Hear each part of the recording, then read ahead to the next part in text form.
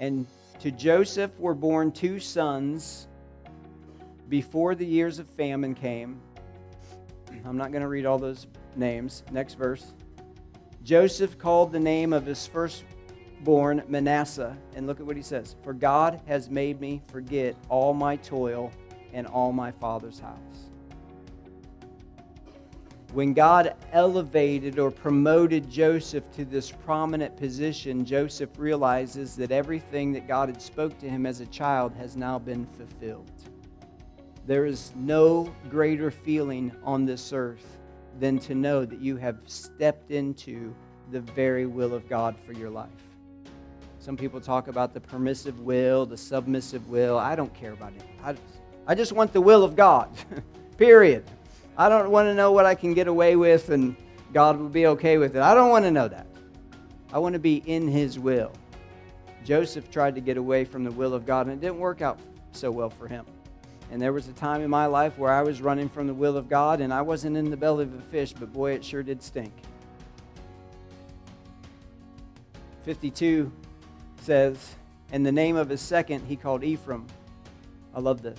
For God has caused me to be fruitful in the land of my affliction. Do you know what that means? That means it came to pass. Something came, and it was a season, and it wasn't meant to stay. But in the season, Joseph prepares himself for that season to pass and for something new to come. And when the new thing comes, he calls the name of his son, the very thing that God has done in his life, to be fruitful in the land of his affliction.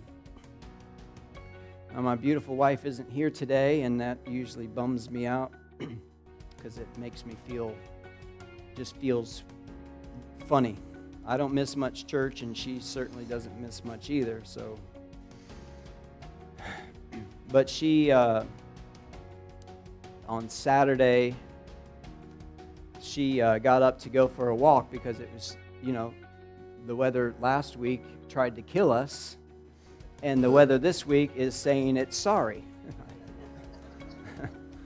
Trying to make us forget that it, So the weather got nice. She's like, I'm going to go for a walk. So she got up. We live right by the lake now. And she drove down the hill, went down to 7 Points, and was doing her little walk and praying.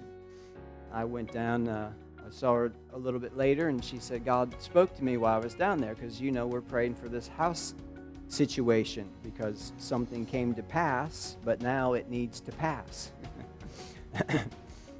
And God said this to her. He said, don't focus on the temporary. This is where some of us get lost sometimes. It's in the middle. We're in the middle.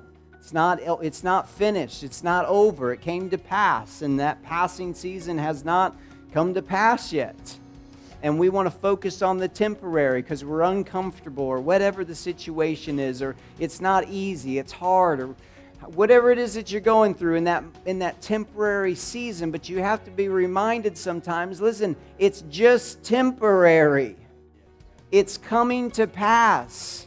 And when it comes to pass, you're going to see how the goodness of God and the mercy and the favor of God was bringing you through something. You're not there to stay, you're just passing through.